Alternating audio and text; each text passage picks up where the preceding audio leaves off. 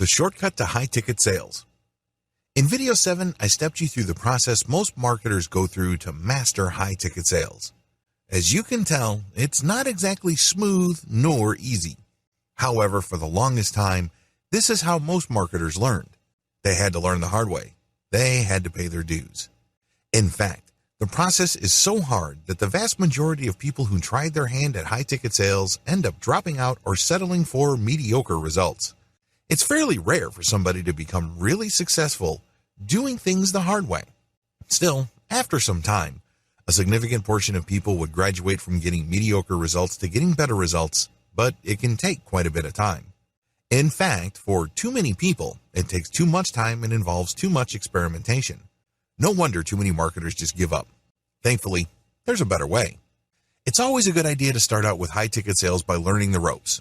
You have to learn how to do the basics. You have to learn how to sell online, how to find the right niche, and how to create content that would appeal to your customer base. You have to know the basics of segmenting your audience, so you know what to expect. Once you're familiar with all the different parts of online high-ticket sales, this is the point in time where you should start looking for a shortcut. Don't do it before this point. This is extremely important. You have to go through the process of learning high-ticket sales the traditional way. But once you have a good understanding of all the different moving parts and everything that's involved in the process, then and only then should you start thinking about shortcuts. Use these shortcuts to take your high-ticket sales marketing efforts to a whole new level. I share these shortcuts with you because it's too easy to get stuck. It's too easy to feel like you're just banging your head on the wall, and in frustration, you drop everything. A lot of people who try high-ticket sales or affiliate marketing in general go through this process. A lot of them never come back. A lot of them just quit. I don't want you to be one of those people. While it is important to learn how everything fits together and to have a general understanding of how to sell online, you can't just stay there. You can't continue to stubbornly do things the hard way when there is an easier way available to you. What is this secret? What is the shortcut? It's very simple. Reverse engineer existing high-ticket players in your target niche. In other words, find your competitors, figure out which one of them is successful, and do what they're doing by fitting it into what you know about high-ticket sales. Seems pretty straightforward, right? It is. First, you need to find your most successful competitors. This is pretty straightforward. At this point, you already know what keywords are related to your niche. Enter them in Google. Find as many competing websites as possible. Next, enter the domain names of your competitors into tools like Alexa Site Info. Alexa will give you a rough ranking of your competitor. This ranking should give you a general idea of how well they do in terms of traffic. But you shouldn't stop with Alexa.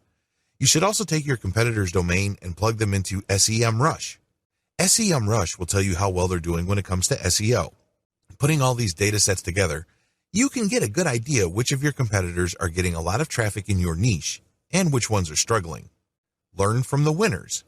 Filter your list and focus on a fairly small number of competitors. These should be the runaway winners of your niche. They should leave pretty much everybody else in the dust as far as traffic goes. Again, we're estimating traffic based on Alexa score and search engine visibility provided by tools like SEMrush.com. What to look for? Now that you have your shortlist going, study the following features of your competitors.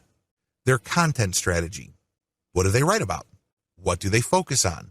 What themes keep cropping up among all your major competitors? Their ads. What kind of ads do they normally show? Do they push services or merchandise or both? Are these ads for high-ticket items or do they mix in low-ticket items?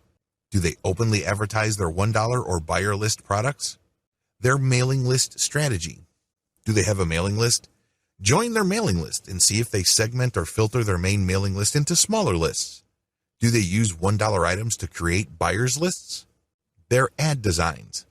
Pay attention to the text of their ads as well as their formatting. Pay attention to whatever graphics they use in their ads. Their branding efforts. Do they bother to create a brand? Do they actively engage their site visitors in crafting their brand message? Do they talk about brand values? Their social media presence. By social media, I am referring to the broadest definition of that term. Look for your competitors on forums, Facebook groups, Facebook pages, Facebook comments, Pinterest, Instagram, Twitter, SlideShare, and everywhere else. This should give you a fairly clear view of their traffic sources. Their SEO footprint. Enter the domains of your competitors in SEMrush and look for their backlinks. This should give you a fairly clear idea of just how optimized they are for search engines. Make sure you go through the list above. Don't skip an item.